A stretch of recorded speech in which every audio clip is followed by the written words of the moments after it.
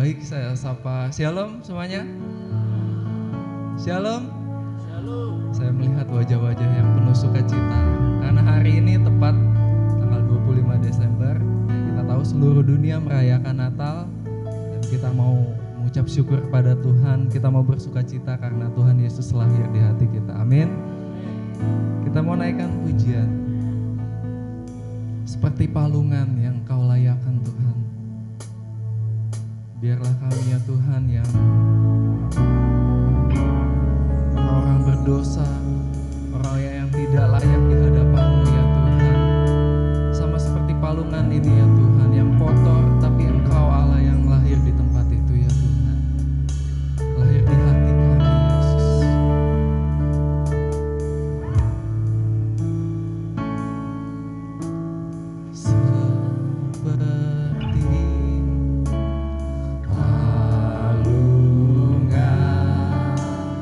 Layakanlah hatiku menyambut-Mu Tuhan.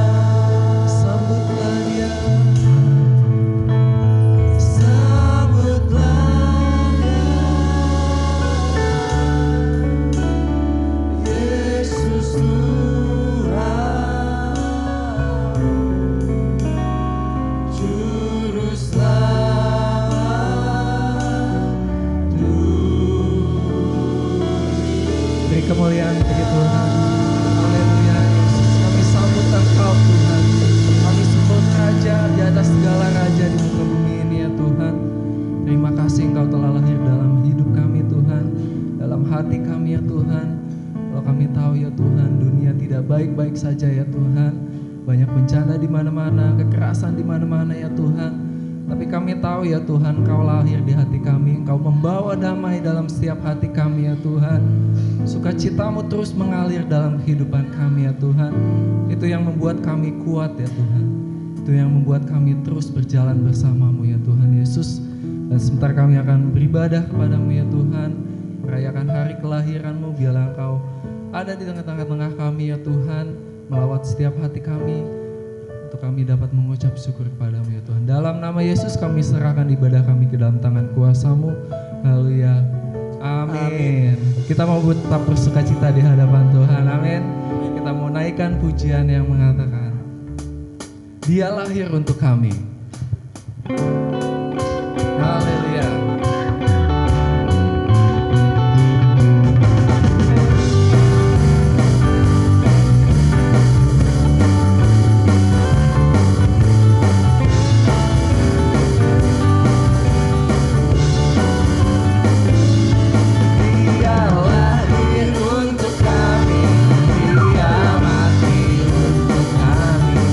Dia bangkit bagi kami semua.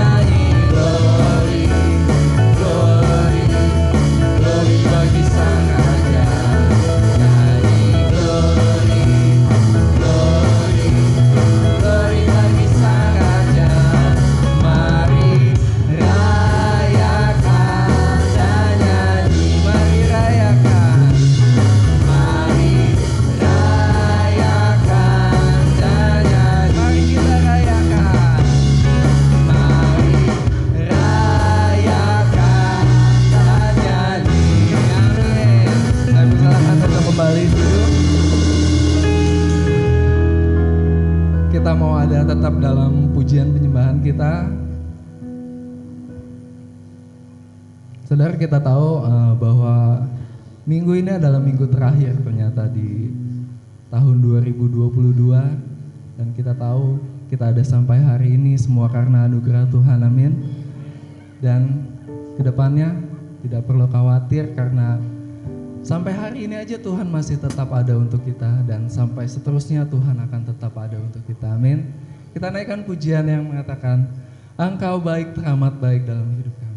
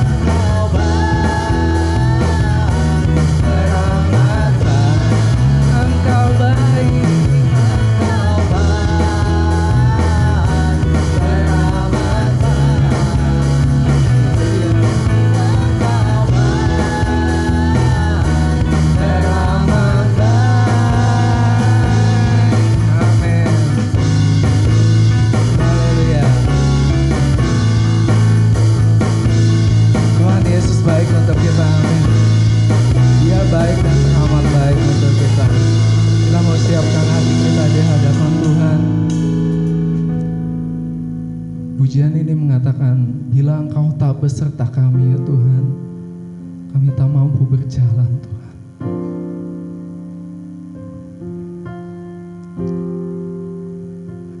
Haleluya.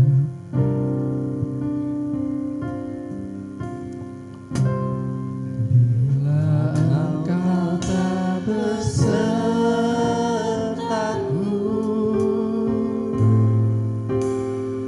ku tak mau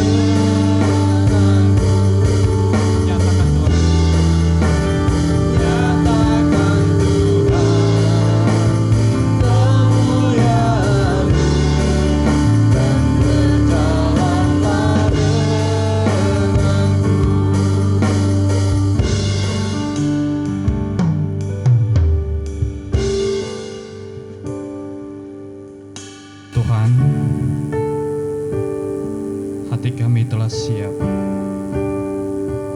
menerima Engkau. Pada hari ini, mengingatkan kami kembali,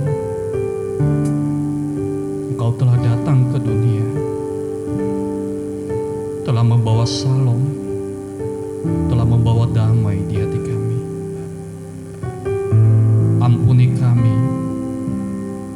yang seringkali kami mengeraskan hati untuk tidak menerima damai itu. Tuhan, ubahkan kami. Kami rindu Engkau. Kami membutuhkan Engkau. Kami memerlukan Engkau. Engkau Allah yang perkasa, penasehat ajaib yang telah datang ke dunia. Pada hari ini, kami lebih lagi untuk mengenal Engkau lebih dalam lagi melalui firman yang akan kami dengar pada pagi ini. Berfirmanlah kepada kami, Tuhan. Kami siap untuk mendengarkan. Dalam nama Tuhan Yesus kami berdoa. Amin. Silakan duduk Bapak Ibu.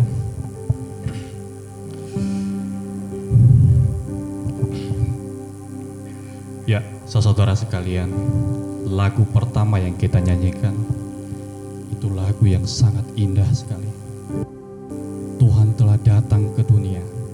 Tuhan telah membawa damai. Dia adalah Allah yang perkasa, penasehat ajaib datang ke dunia. Tujuannya apa, saudara?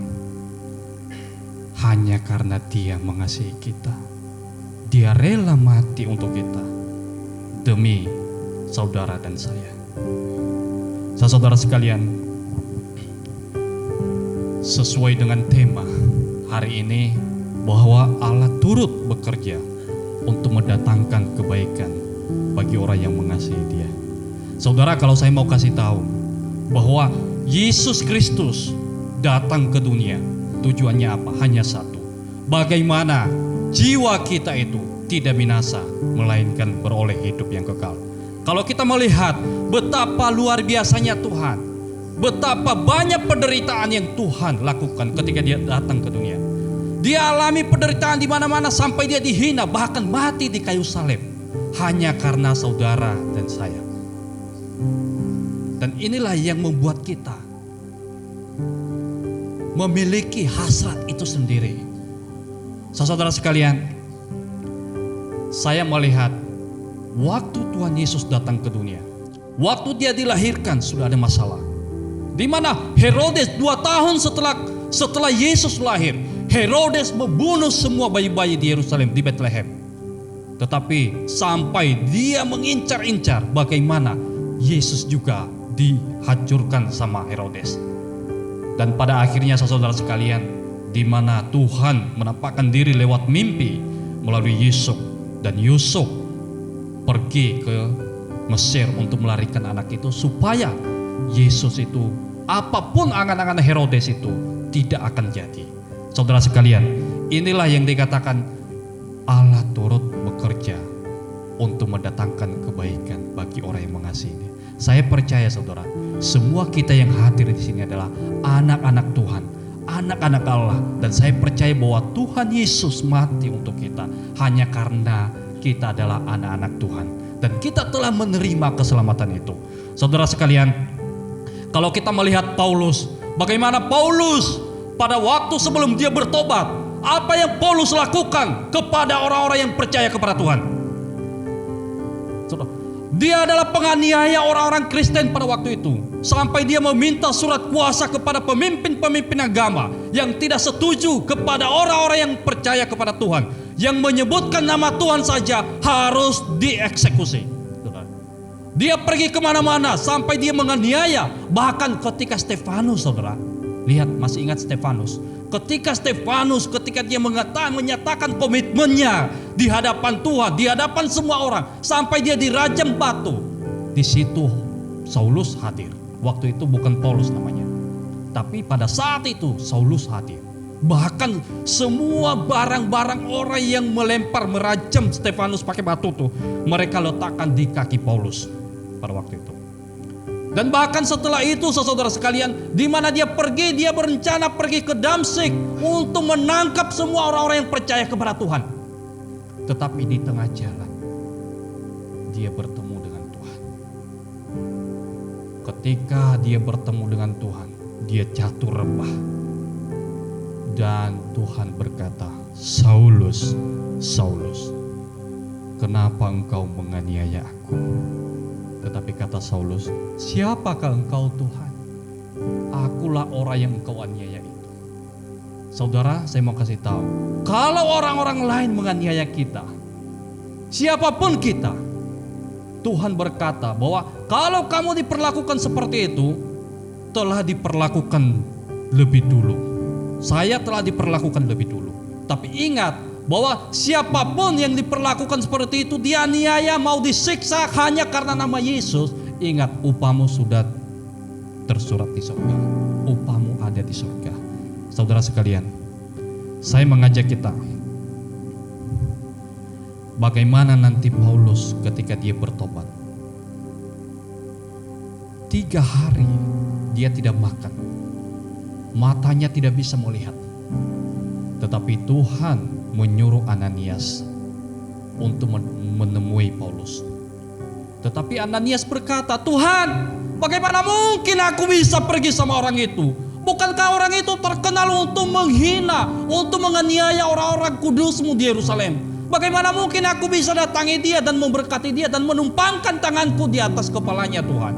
Ini tidak mungkin, bagaimana Tuhan? Tetapi Tuhan berkata, jangan seperti itu, pergilah, sebab orang itu nanti menjadi alat bagiku.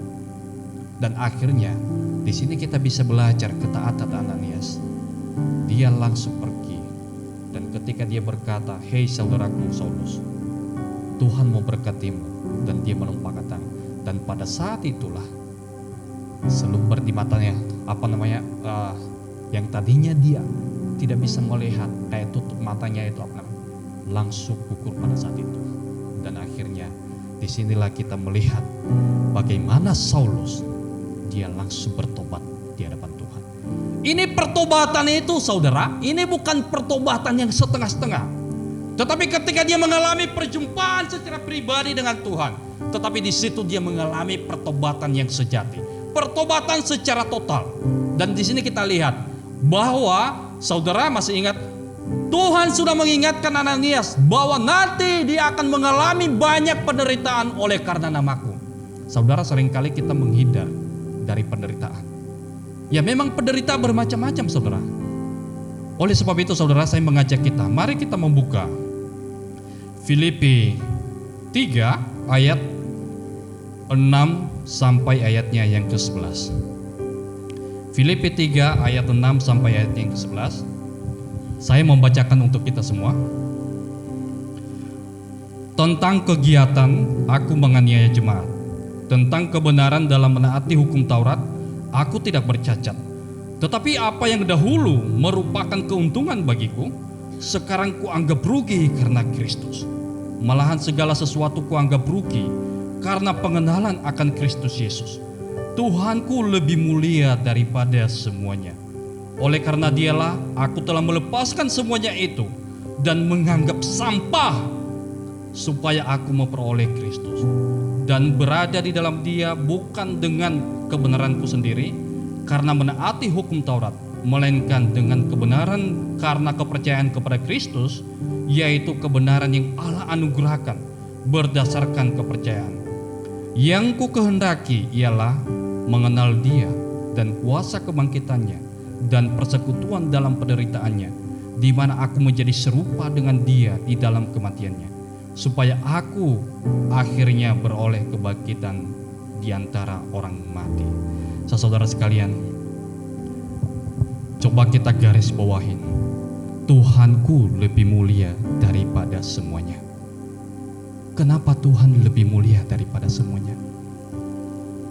Kenapa Paulus begitu bertemu dengan Tuhan langsung mengalami pertobatan secara total?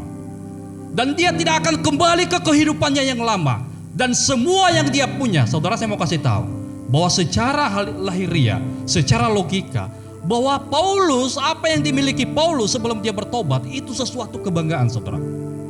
Dia menjalani semua hukum Taurat, dia tidak bercacat, di mana dikatakan di situ di ayat 6, tentang kegiatan aku penganiaya jemaat, tentang kebenaran dalam menaati hukum Taurat, aku tidak bercacat. Ini sesuatu kebanggaan bagi dia, saudara. Bahkan Paulus itu adalah di bawah pengaruh atau di bawah memiliki guru yang sangat berpengaruh, yaitu bernama Gamaliel pada saat itu. Dia bahkan adalah orang yang memiliki wawasan yang luas, tapi semuanya dianggap sampah. Kenapa bisa? Kenapa dia mengatakan Tuhanku lebih mulia daripada segalanya? Dia mengalami pengenalan akan Tuhan. Saudara sekalian, pernahkah kita mengalami perjumpaan dengan Tuhan? Maukah kita mau seperti Kristus? Sampai Paulus mengatakan Tuhanku lebih mulia daripada segalanya. Berarti semua hal-hal dunia ini tidak ada gunanya. Bukankah kita seringkali terjebak dengan hal-hal sekuler, saudara? Mari kita melihat. Seringkali kehidupan orang-orang Kristen terjebak dalam hal-hal sekuler. Saudara, saya mau kasih tahu bahwa tidak salah, saudara, kalau kita mencari sesuatu yang bisa membahagiakan kehidupan kita. Tetapi yang paling utama adalah bahwa bagaimana hidup kita itu punya tujuan, saudara. Kita dilahirkan dari nol sampai umur entah keberapa Tuhan memanggil kita. Pernahkah kita menggunakan itu untuk memuliakan nama Tuhan? Pernahkah kita menggunakan itu untuk satu tujuan? Bagaimana Tuhan dimuliakan melalui kehadiran kita? Saudara sekalian, Paulus ini mengalami. Tetapi orang yang mengalami itu, ketika dia mengalami pengenalan akan Tuhan. Pengenalan akan Tuhan seperti apa? Yaitu bagaimana dia rindu untuk berdoa setiap pagi. Bagaimana dia rindu untuk mendengarkan firman Tuhan setiap hari. Sehingga melalui firman Tuhan itu yang bisa mengubah dia dan berkuasa. Karena firman itu adalah pribadi sendiri yang berkata-kata lewat tulisan. Sehingga itulah yang berkuasa, yang bisa mengubah hidup kita. Sehingga Bapak Ibu akhirnya memperoleh Kristus dalam hati kita. Mengalami hasrat di dalam Kristus. Maka dengan hasrat itulah yang membuat kita, kenapa kita bisa pergi kemana-mana. Kenapa kita berduka cita kepada orang yang belum percaya Tuhan. Kenapa kita pergi, kenapa hati kita tidak tenang kalau kita tidak ikut persekutuan. Terutama kakak. Karena di dalam kakak itu, di dalam koinonia itu, diakonia itu, di dalam persekutuan itu, yang membuat iman kita semakin kuat. Dan akhirnya kita bisa memuji nama Tuhan. Akhirnya dengan hasrat itu kita berani mengatakan Tuhanku lebih mulia dari segalanya. Amin, saudara.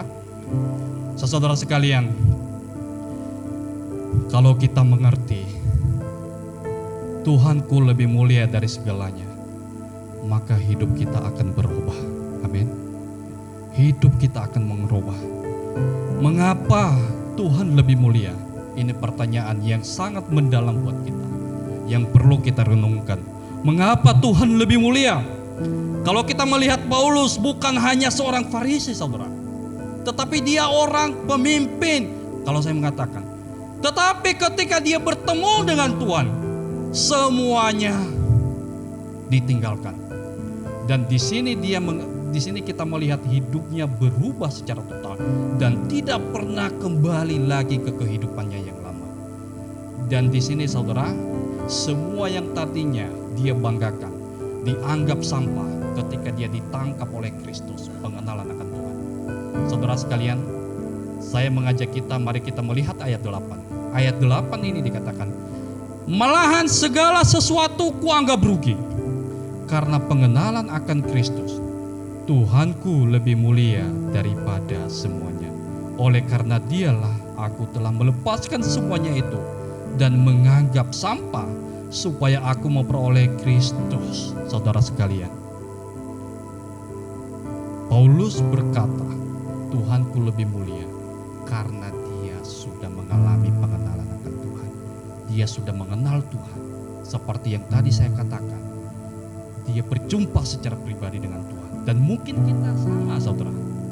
Perjumpaan kita dengan Tuhan seperti apa? Bagaimana pernah hati kita rindu akan Tuhan? Dan pada saat kita membaca firman Tuhan, mendengarkan renungan, mendengarkan firman Tuhan, dan membangun relasi dengan Tuhan, membangun hubungan intim dengan Tuhan, pada saat itulah kita mulai sadar bahwa Tuhan, Engkau telah datang ke dunia, Engkau telah menyelamatkan saya. Siapakah saya di hadapan Tuhan? Orang yang paling hina ini, orang yang tidak layak sebenarnya di hadapan Tuhan, tetapi Engkau mati bagi saya. Engkau telah membayar saya dengan darah yang mahal. Oleh karena apa? Karena Tuhan mengasihi. Ketika kita mengerti itu saudara sekalian, maka hidup kita akan berubah. Sehingga hidup kita mengutamakan Kristus. Dan kita bisa mengerti apa yang Kristus kehendaki di dalam kehidupan kita. Mari kita melihat. Paulus dianiaya di mana-mana. Paulus disiksa di mana-mana. Sampai di penjara, sampai ditarik kemana-mana, sampai di penjara dan sampai mati pun di dalam penjara, sampai kepalanya dipenggal dan mati berbusuk di dalam penjara. Kalau kita melihat saudara sejarahnya, kenapa dia begitu berani saudara? Kenapa dia begitu tidak takut dengan mati? Saudara, saya mau kasih tahu. Mari kita melihat. Paulus mengatakan mati adalah keuntungan bagiku dan hidup adalah Kristus bagiku. Kenapa dia berani mengatakan itu? Beranikah kita mengatakan itu saudara? Jangan sampai ketika kita ditegur sama orang-orang sebelah, atau apalagi kalau kita dianiaya, akhirnya iman kita mulai goyah. Tetapi kenapa Paulus begitu berani mengatakan mati adalah keuntungan bagiku? Kenapa? Karena dia sudah tahu saudara sekalian, dia sudah tahu kemana nanti hidupnya. Meskipun hidupku hanya sementara, dari 0 sampai taruhlah 90-100 tahun kemudian, setelah itu saya akan berhadapan dengan dunia yang akan datang. Saya akan berhadapan dengan hidup yang kekal yang tidak akan ada habis-habisnya. Dan saya akan menikmati Tuhan di dalam kekekalan. Sehingga kehidupanku ini, selagi saya masih hidup di dunia ini, maka tujuan hidup saya adalah bagaimana saya bisa menjadi alat Tuhan kemanapun saya pergi. Nah ini saudara yang membuat dia. Dan mari kita melihat di dalam Efesus 1 ayat 20 sampai 21. Efesus 1 ayat 20 sampai 21. Mari kita melihat salah satu alasan Paulus kenapa dia begitu yakin, begitu dia menderita dan dia tidak takut sama sekali. Mari kita melihat yang dikerjakannya di dalam Kristus dengan membangkitkan dia dari antara orang mati dan mendudukkan dia di sebelah kanannya di surga, jauh lebih tinggi dari segala pemerintah dan penguasa dan kekuasaan dan kerajaan dan tiap-tiap nama yang dapat disebut, bukan hanya di dunia ini saja, melainkan juga di dunia yang akan datang. Lihat saudara di ayat 21, jauh lebih tinggi dari segalanya, pemerintah dan penguasa dan kekuasaan dan kerajaan dan tiap-tiap nama yang dapat disebut, bukan hanya di dunia ini saja, melainkan juga di dunia yang akan datang. Inilah pengharapan besar untuk kita. Kristus telah mati untuk kita dan dia akan datang. Dia akan menjemput orang-orang yang percaya, orang-orang kudusnya ketika tiba waktunya. Sebelum kedatangan itu saudara, sekarang mari kita mengintrospeksi diri kita. Mari kita belajar dari Paulus. Betapa banyak penderitaan yang dialami oleh Paulus. Tapi ingat, Allah turut bekerja untuk mendatangkan kebaikan bagi orang lain yang mengasihi dia. Mati adalah keuntungan bagiku, saudara. Saudara sekalian, Tuhan Yesus telah membayar kita dengan darah yang mahal. Kalau kita mengerti ini, maka kehidupan kita akan mengalami, akan dengan sendirinya Tuhan itu yang mengubah sendiri. Sehingga ketika kita mengatakan bahwa kita adalah spesial, kita ini adalah anak-anak Allah, maka ada satu tanggung jawab yang harus kita lakukan, yaitu kita harus mendisiplinkan hidup kita. Kalau dosa terlalu kuat untuk menggemuk-gemukkan hidup kita, tetapi mari kita mendisiplinkan. Dosa itu begitu menakutkan saudara. Kalau kita salah sedikit saja, maka hasrat yang lain akan tergeser semua. Kalau kita tidak mau benar-benar memberikan diri kita di hadapan Tuhan, maka dosa itu akan dengan mudahnya masuk di dalam diri kita. Dan inilah membutuhkan disiplin diri. Mari kita mendisiplinkan waktu. Mari kita mendisiplinkan hidup kita di hadapan Tuhan. Mari kita menjaga kesucian kekudusan hidup. Orang yang mengatakan bahwa orang yang menjaga kekudusan atau kesucian hidup, itulah yang diperkenankan oleh Allah.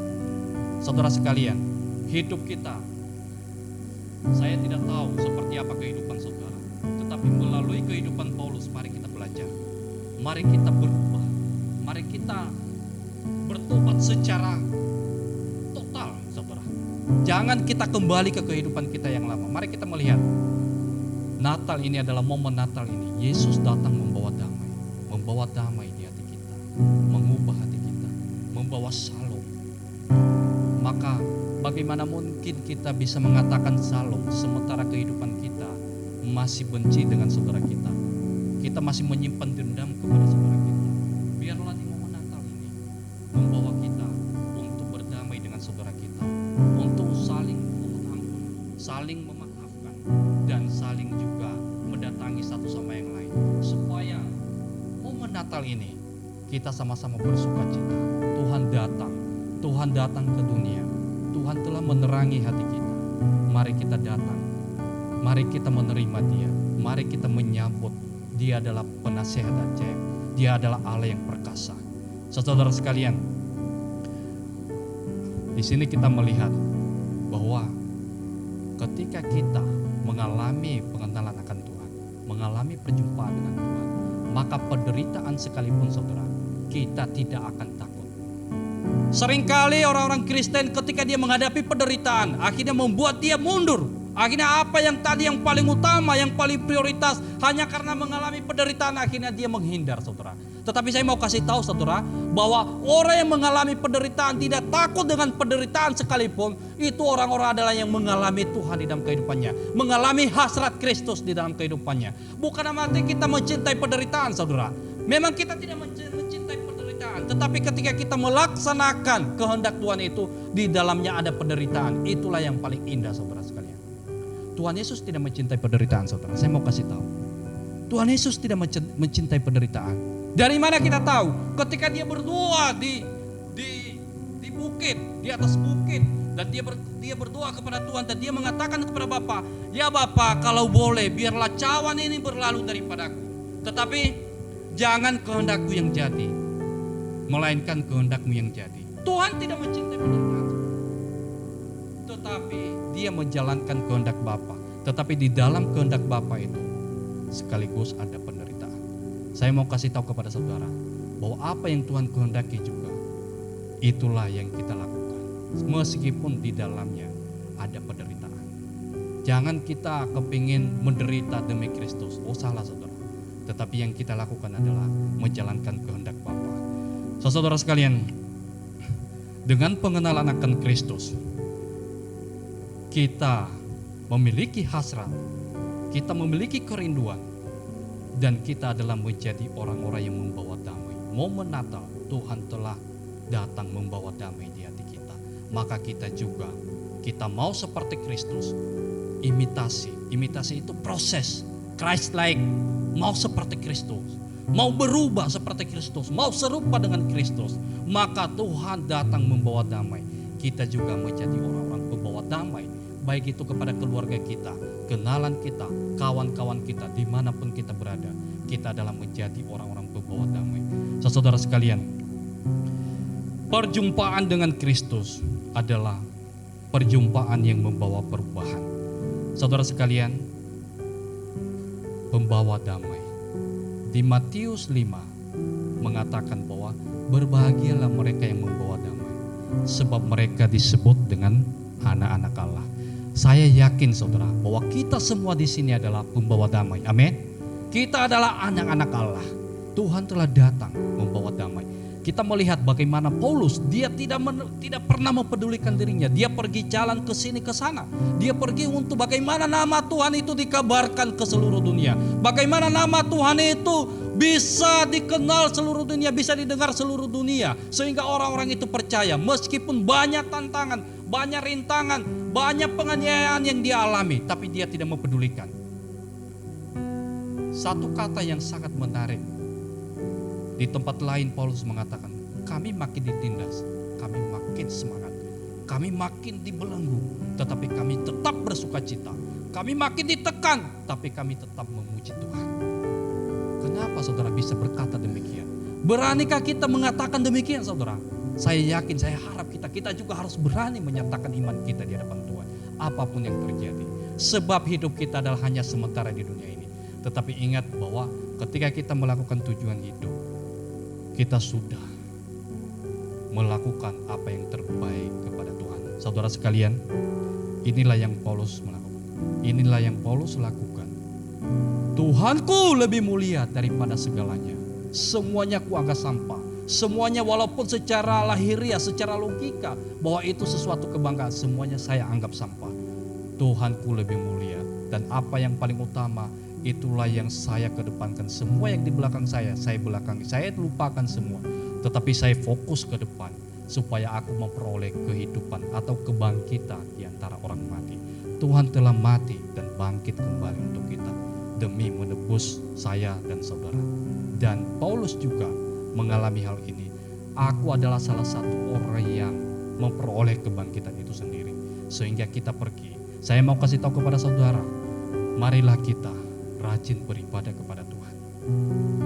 Marilah kita datang kepada Tuhan, baik itu dalam persekutuan, baik itu dalam persekutuan KKA, dimanapun. Apalagi, pernahkah kita mengunjungi orang-orang yang sakit? Pernahkah kita mengunjungi orang-orang yang sakit di rumah sakit? Orang-orang yang fakir miskin, orang-orang ini. Tetapi itu salah satu bentuklah respon kita, tanggung jawab kita kepada Tuhan. Karena kita adalah orang-orang yang membawa damai. Mari kita melihat betapa indahnya kaki-kaki kita. Saya melihat ada banyak ibu-ibu yang sudah sepuh-sepuh di sini. Sampai jalannya pakai tongkat.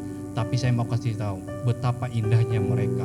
Sampai kaki mereka memaksa untuk datang beribadah kepada Tuhan. Apalagi kita yang masih muda, saudara. Betapa indahnya ketika kita menghadiri persekutuan KKA. Betapa indahnya ketika kita datang ibadah. Betapa indahnya ketika kita saling mendoakan orang-orang yang sakit, yang tidak bisa jalan. Betapa indahnya kaki kita yang datang kepada Tuhan, yang mengunjungi orang-orang yang belum percaya kepada Tuhan. Mungkin saudara tidak masuk di garis akhir atau di garis depan seperti kami.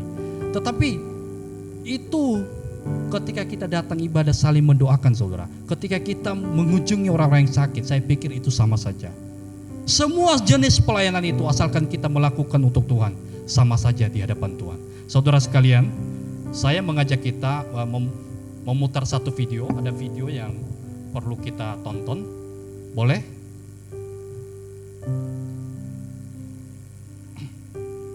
Kelihatan, saudara?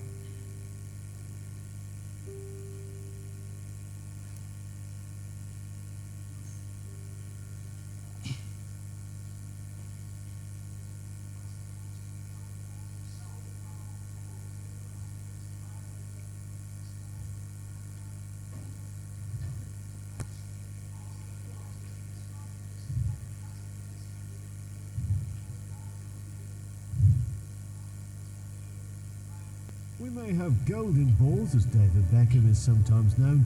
Now Argentina has golden foot.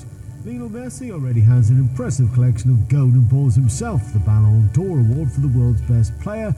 But a jewellery store in Japan has now given him his own golden foot to match. The Barcelona and Argentina striker recently had a cast made of his foot, and a pure gold model that was made from it was revealed to the public in Tokyo. Valued at $5.25 million, not quite as much as the real thing. The golden foot weighs 25 kilos and measures 25 centimetres tall and 28 centimetres wide. Messi is glad to have his prolific foot recognised. Hola, soy Leo Messi. I'm honoured to have my foot recreated in pure gold. He wasn't there for the unveiling, but his brother Rodrigo was. Barcelona will need Messi's feet to shine when they play AC Milan in the second leg of their Champions League round of 16 tie next week. Catalan Giants currently have the work cut out to reach the quarter-finals after being beaten 2-0 at the San Siro. Ya, saudara sekalian, kita sudah melihat video ini. Kalau saudara pecinta sepak bola pasti tahu kaki siapa ini. Ini kaki Messi. Saudara sekalian, ini kaki Messi dibuat dari emas, saudara.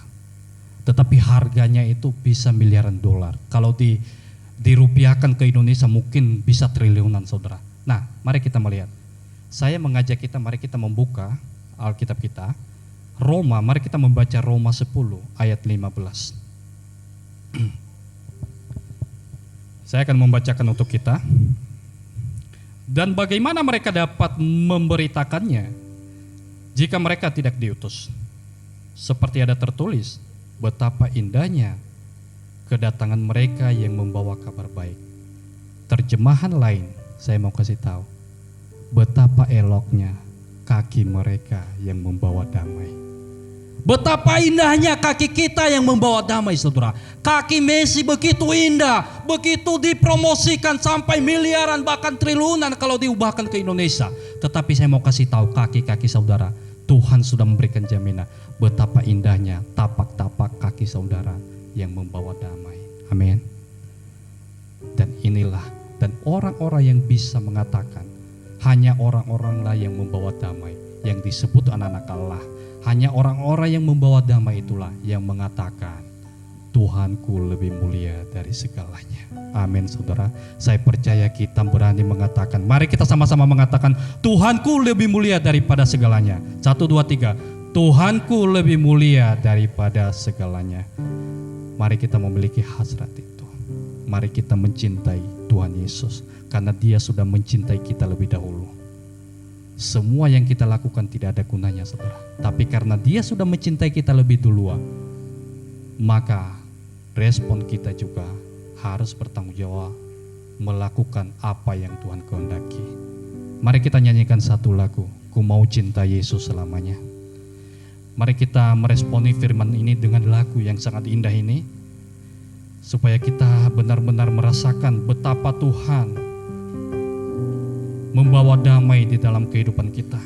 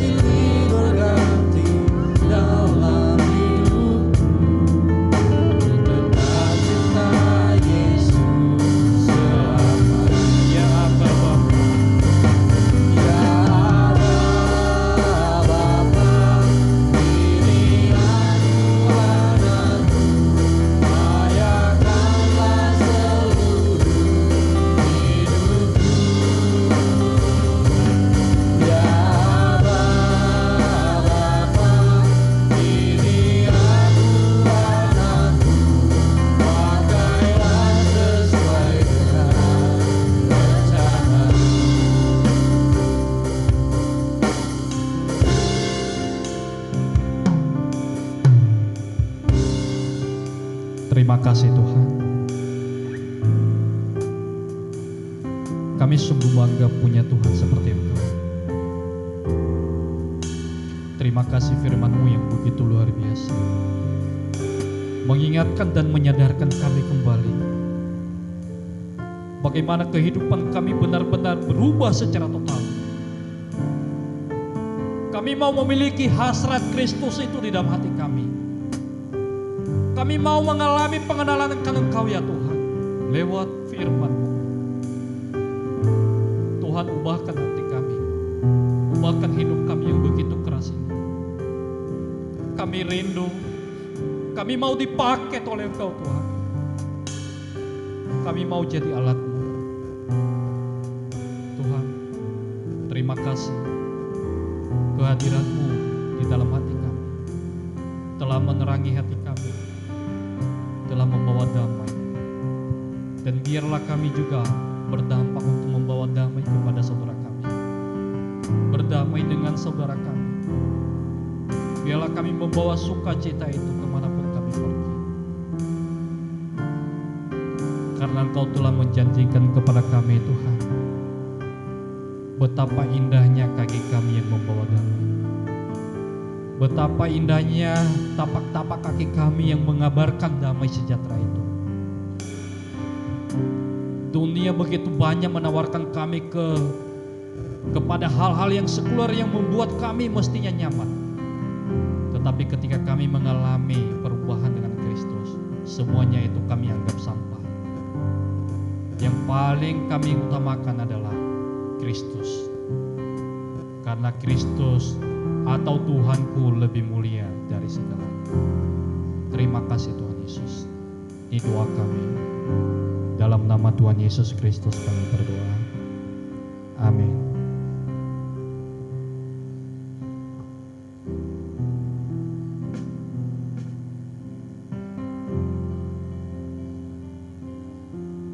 Puji Tuhan. Hari ini adalah hari Natal. Kita penuh dengan sukacita karena Tuhan sudah lahir untuk kita dan Dia mau membebaskan kita dari segala belenggu-belenggu sehingga kita bisa berkemenangan. Nah, mari kita akan bangkit berdiri. Kita akan mengakhiri ibadah kita pada pagi hari ini. Kita bersyukur karena Tuhan baik. Tunaikan syukur padamu Yesus.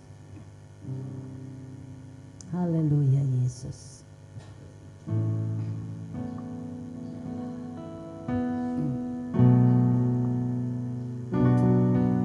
Amin.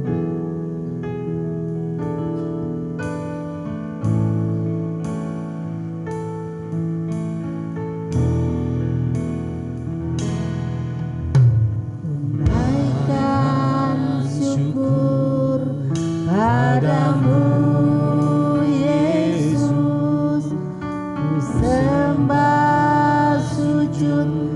kepadamu Tuhan di hadapan tahta kemuliaan-Mu, ku tinggikan, ku agungkan selamanya. Segala puji syukur bagimu, ku tinggikan nama-Mu selalu. Kemuliaan hanya bagi-Mu, terpujilah nama-Mu. Segala puji syukur, segala puji syukur bagi-Mu, ku tinggikan nama-Mu selalu. Kemuliaan hanya bagi-Mu, terpujilah nama-Mu. Segala puji syukur kami naikkan kepadamu ya Tuhan, karena Tuhan sudah menolong kami. Tuhan sudah menyertai kami dari awal tahun sampai pada hari ini kami kembali boleh merayakan Natal bersama-sama. Semuanya karena pertolongan-Mu. Kami boleh melewati segala macam masalah, kami boleh melewati segala macam tantangan. Tetapi kalau kami ada sampai hari ini, itu karena kasih-Mu, itu karena pemeliharaanmu, itu karena perlindunganmu, sehingga tidak ada kata lain yang layak untuk kami ucapkan kepadamu selain kami mengucapkan syukur kepadamu. Kami memuliakan Engkau, mengembalikan segala kemuliaan hanya bagi Engkau. Bapa, pada pagi hari ini Tuhan, hamba berdoa buat seluruh sidang jemaat-Mu. Apapun keadaan mereka, apapun masalah mereka, Engkau adalah jawaban bagi kami semua. Kami akan melangkah masuk ke dalam tahun yang baru dengan satu keyakinan bahwa bersama Engkau kami akan terus menjadi pemenang, bahkan lebih daripada pemenang. Kami berdoa buat saudara-saudara kami, mungkin ada di antara mereka yang sakit, mungkin ada di antara mereka yang kekurangan, mungkin ada di antara mereka yang punya beban yang berat.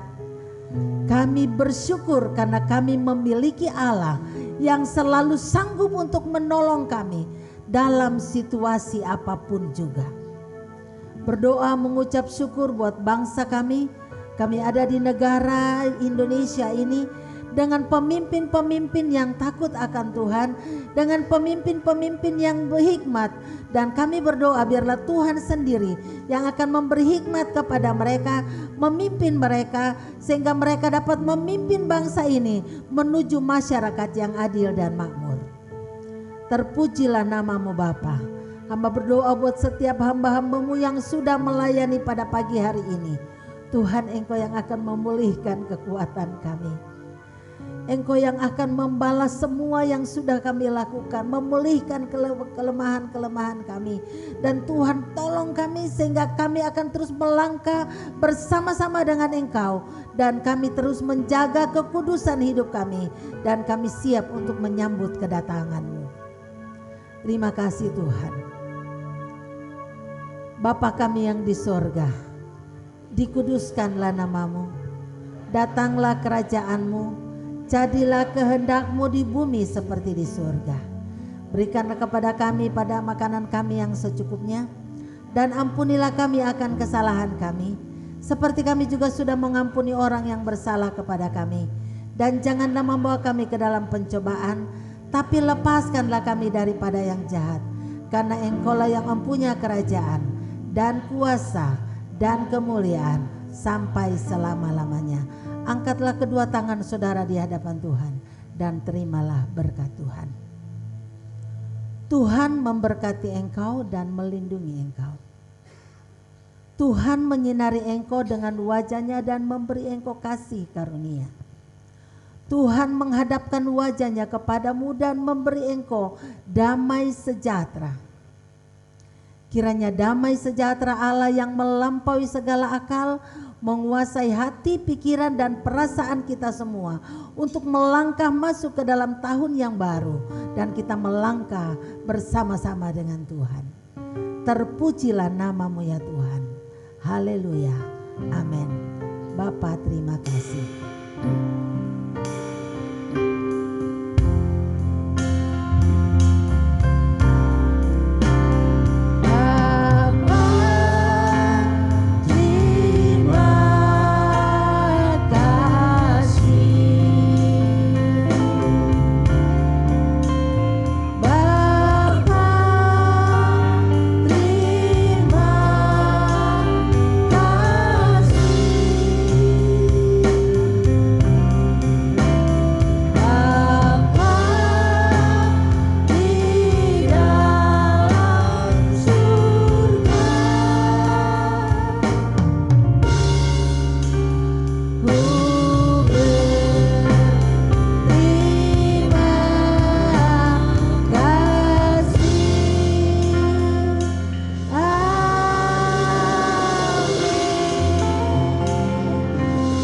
Selamat pagi, Tuhan memberkati. Silakan duduk.